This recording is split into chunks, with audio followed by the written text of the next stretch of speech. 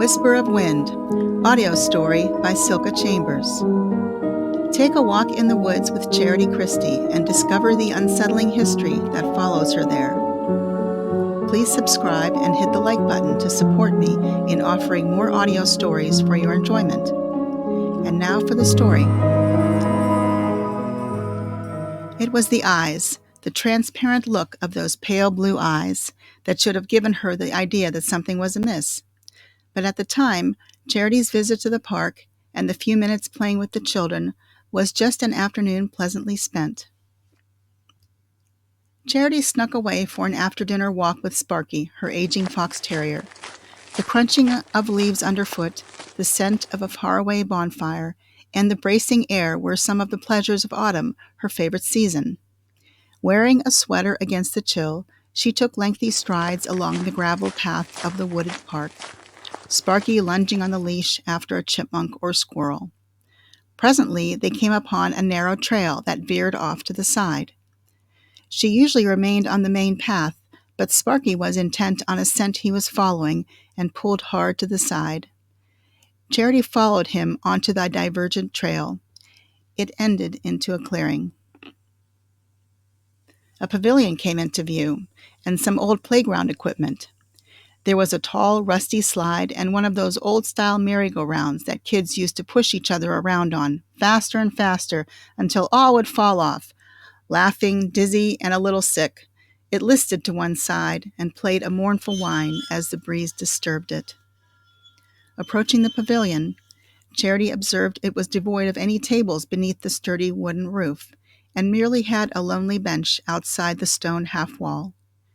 She took a break on the bench, avoiding the rusty nails that protruded from either side, precariously holding the legs in place. It wobbled as she sat, but supported her weight. Sparky lay at her feet. Closing her eyes, she focused on the sounds of the forest. Songbirds were prevalent and grew louder and closer as she sat still on the bench.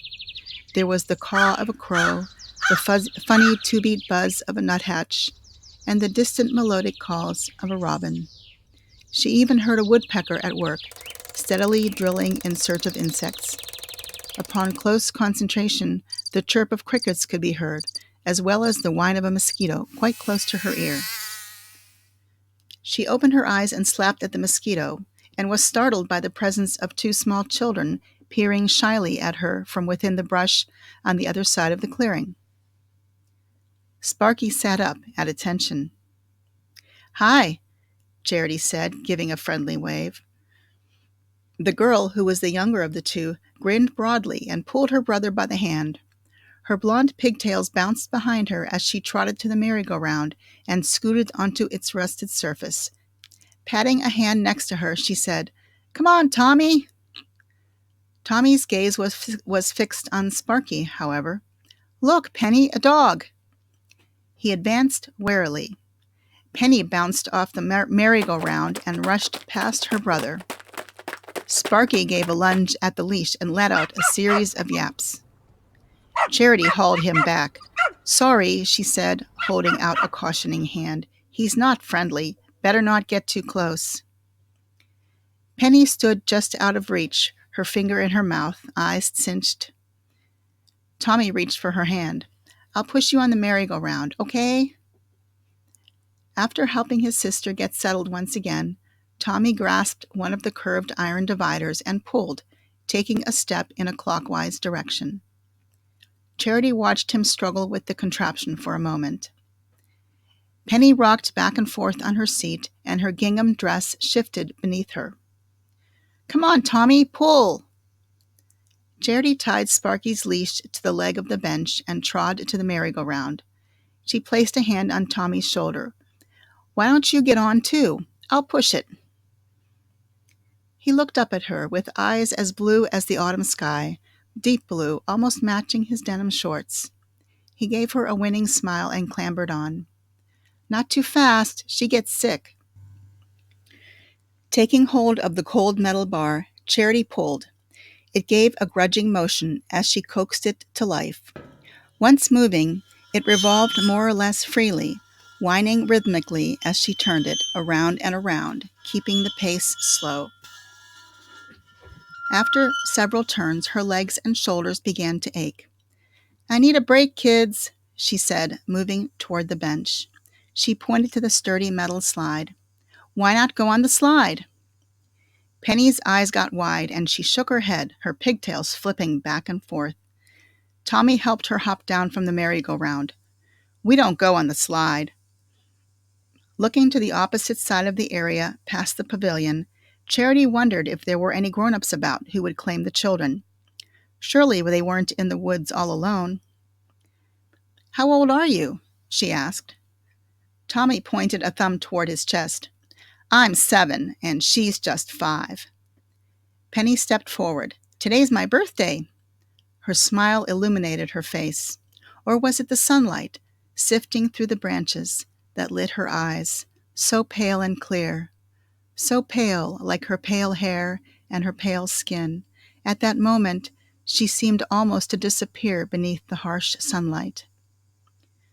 Charity shook her head and closed and opened her eyes. Tommy was turning, leading Penny back to the path from which they came. Beneath the shade of the trees, he said, "Come on, Penny, we'd better get home for supper."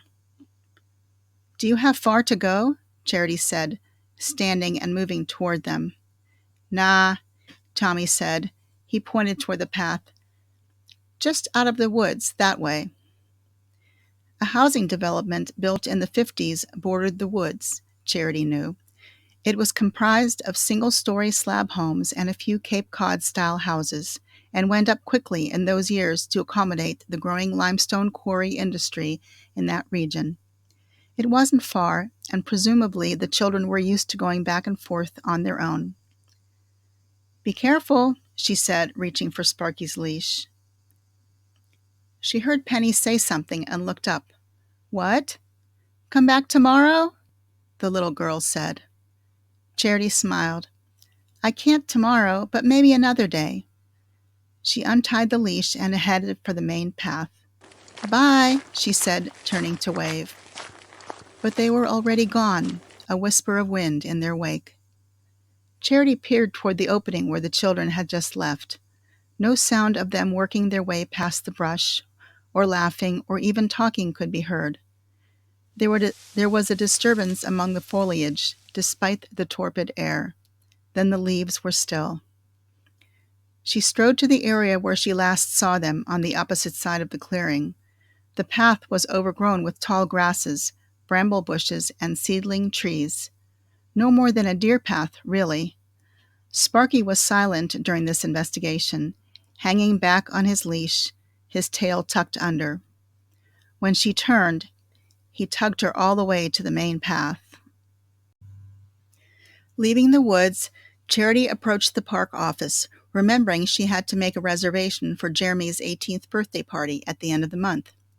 A large space of grass, easily accessible from the street, surrounded 2 pavilions that could be reserved for parties. There was also the pavilion in the clearing in the woods. She was puzzled about the neglected appearance of that area. It was odd the park didn't renovate it. So many other improvements had been made. Maybe it was next on the list. It was a nice location, secluded and shady. Holding Sparky in her arms, she entered the park office. "I'd like to see someone about reserving one of your pavilions," she told the receptionist at the desk. The name on the nameplate was Noreen Goski. She was having dinner, a bologna and cheese sandwich accompanied by a beverage in a sweating sports bottle. "We're booked up till next spring," Noreen said, chewing on her sandwich. "All 3 sites?" Charity said. "There's only 2 pavilions." "There's the one back in the woods," Charity said. "Humph," Noreen said. "No one uses that one anymore." She returned to her paperwork, taking another bite of her sandwich. Charity sucked in a breath and blew it out through pursed lips. Sparky gave a low growl, and she held his snout shut, feeling like she should just let the little dog bite the obstructing park employee. "Well, I'd like to use it. There's really nothing wrong with it. It just needs a little cleaning." Noreen peered at her over cheap reading glasses. And, Charity continued, and the playground equipment should probably be repaired. There's no playground equipment there, Noreen said. It was torn down years ago. Yes, there is, Charity said. There is a slide and a merry-go-round. I was just there and played with some kids on it. Hold on. Noreen popped the last bite of her sandwich into her mouth, wiped the mayonnaise from her lips with her sleeve, and stepped into the next office. In a few minutes, she reappeared before Charity with an elderly gentleman. This is Mr. Flora, the park director. He knows all about the work done in the park. He'll tell you. Charity recognized Mr. Flora from the community newspaper photos she'd seen of him. He was involved in all aspects of the park's many events and improvements. Noreen says you've been asking about the pavilion in the woods, Mr. Flora said.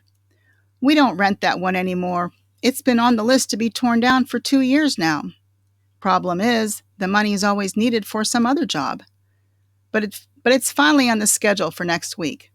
The playground equipment, that was removed shortly after the accident, about 25 years ago. Charity felt a chill. Accident? When those kids... His voice quieted. When those 2 little kids fell off the slide. Charity shook her head, her eyebrows drawn together. Mr. Flora set the papers in his hand onto Noreen's desk and leaned back on it. We were at a family picnic to celebrate Penny's birthday. She was my niece, and the boy was my nephew. Penny lost her balance on top of the slide. Her brother was right behind her and tried to help her. When she fell, she pulled him down too. That slide was really tall, a long way down. He paused, looking at the floor. They both died. Charity's knees felt weak. She sat on a metal folding chair. The clock on the wall went out of focus, and the floor tiles rose up, then sank down. She closed her eyes. Did you say her name was Penny? Sure, Penelope Thompson. They named the new playground after her, built it with all modernized and safe equipment. That's why they tore down the old stuff. Charity clutched Sparky tightly and focused on Mr. Flora. A little girl with blonde pigtails and an older boy came through the woods. Their names were Penny and Tommy. They were playing on the merry-go-round. Impossible, Noreen said. He just told you there's no merry-go-round there. Charity pressed on. But I played with them. I pushed them on it. I felt it. It was rusty and cold metal. My dog barked at the kids. He saw them too. Mr. Flora had been listening. Penny's brother's name was Tommy. After the funeral, the family moved and we lost contact with them. He stepped toward the door. I suppose we could go back and have a look. Approaching the clearing for the second time that day felt like an Indiana Jones movie. What would they find? She could almost hear the ominous music from the movie and felt a foreboding in the air. Sparky felt it too. He hung back and moved with his tail hanging down. Charity was glad to have Mr. Flora and even the disagreeable Noreen to accompany her. Her heart pounded even faster and harder when she saw that there was no playground equipment near the stone pavilion, just as they said. The area was still and quiet as mushrooms growing. Though the sunbeams through the trees warmed the air, Mr. Flora pulled his corduroy jacket closed. I feel something, he said, unwilling to step any further. That's where I saw them. Charity pointed to the opening in the brush where the children first appeared. The setting sun illuminated the path, stones and fallen leaves glowing golden in the light. Gently, a sound was heard. It was a low-pitched whine, like metal against metal, a rhythmic sound, around and around. Charity turned to the others. Do you... She saw that they did. They all heard it. And then they all saw it. After the sound stopped, the small trees and plants along the opposite path were disturbed, as if a breeze had just kicked up, except there was no breeze, just stillness. Sparky had enough. He pulled with all his little dog might back to the main path. Glad to leave the unsettling atmosphere, Charity and the others wordlessly followed along. Back at the park office, Charity took a break on the bench beneath the outside awning. Sparky collapsed at her feet, resting his snout on his paws.